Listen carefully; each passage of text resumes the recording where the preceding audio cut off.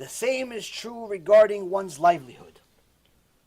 One's toil and efforts will not help at all to increase that which is decreed for him. As it says in the book of Exodus, chapter 16, verse 18, those who gathered more manna did not increase their amount, and those who gathered less did not decrease their amount. All ended up with the same omer measure.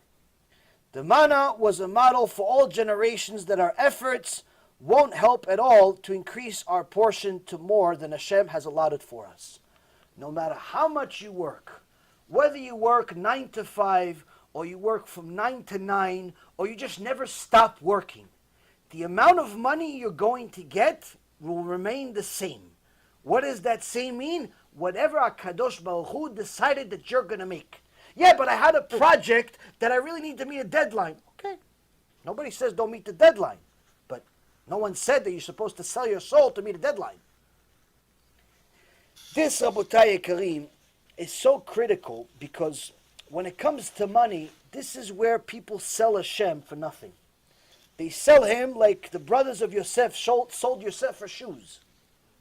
They sold Yosef. What was the biggest case against the brothers of Yosef?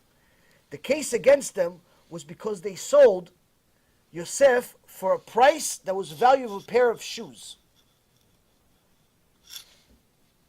Even if you sold him as a human being, you'd get more money. Meaning you had such disrespect for him as a human being, as a brother, as a righteous person, as anything, that you completely desecrated even the Creator with this sin. We unfortunately do that a lot. Why? We sell HaShem for nothing.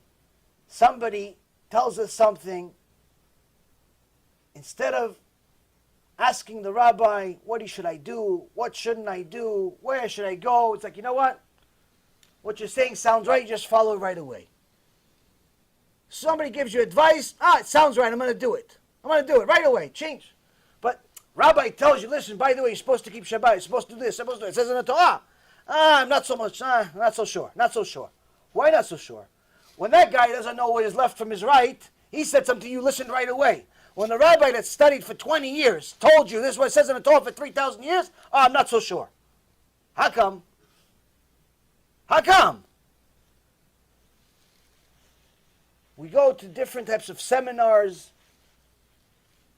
and some slick speaking guy or woman gives you some pitch of why you should do this, this, and that. And you're like, you know what? I'm going to do everything they say. I'm going to follow the program to the T. He buys the CDs, he buys the books, he comes home with like a little kid, first day of school, 75 books. Honey, what is all this stuff? Were you going back to school? No, I just went to seminar. What happened in the seminar? They sold you a house? Almost. Almost. That's the only thing that was missing. I bought everything else except the house. He buys his CDs, he buys everything, and 9 out of 10 times, by the way, all that stuff goes in the closet and he never reads anything. But he goes to Shiur Torah, doesn't have to buy anything. Doesn't have to buy anything. Just do what the Shiur says. Just do what the Shiur says for free. Not even asking for donations. He's onto something. I'm not really sure. I don't know if he knows what he's talking about. Why? But he mentioned verses. But he mentioned sources. But he mentioned halacha. Yeah, I don't know. You know, the 70 faces in the Torah. All of a sudden he became a mefaresh. He became a Rashi.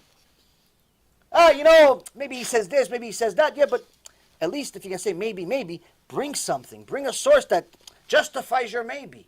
Why is it so easy to dismiss the one that has experience and not dismiss the one that doesn't? This is the Yetzer Hara at his best.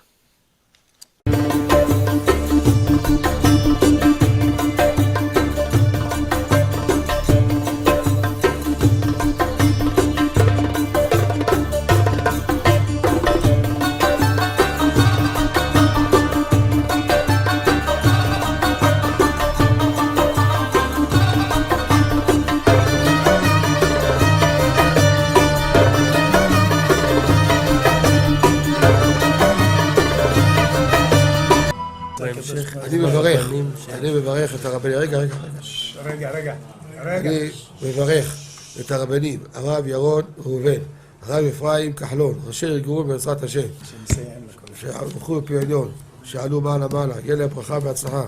הקדוש ברוך הוא ימלא בישועות ליבם לטובה ולברכה. שבכל מה שיפנו ישכילו ויצליחו. יזכו לעשות כאלה וכאלה. הודיעו תורה לאדירה, אמן ואמן. בעזרת השם רשת בכל הארץ.